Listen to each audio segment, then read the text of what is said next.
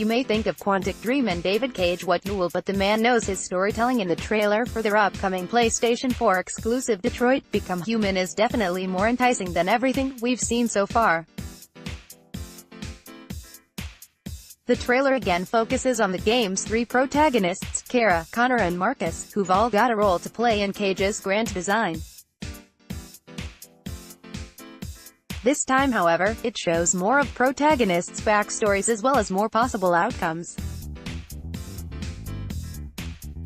Don't worry about spoilers either, because Detroit Become Human is said to be unspoilable. Player actions will heavily influence the story after all. In case you're not familiar with the characters, Kara starts off her story after rebelling against domestic abuse, something which Quantic Dream had even been criticized for. Markus is sort of your android freedom fighter, while Connor is the Blade Runner of the bunch, decommissioning his brethren to earn a living. Or oil, whatever's his poison. So far we've learned the game will run at 30 frames per second on both PlayStation 4 and PS4 Pro, both with HDR, although only Pro will have the advantage of 4K resolution.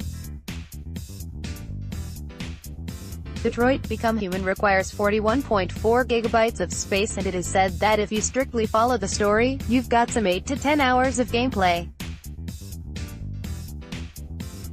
Just in case you didn't catch it, Sony's promotion of the game in Japan resulted in the launch of Tokyo Become Human trailer, which you can see below.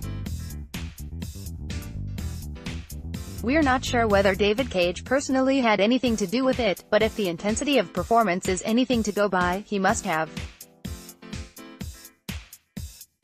Bean counter Michael Pachter recently pegged Detroit Become Human at about 3 to 4 million copies sold, which isn't bad considering it's a single-player-only title with somewhat of a different sort of following to Sony's other exclusive heavyweights Horizon Zero Dawn and God of War.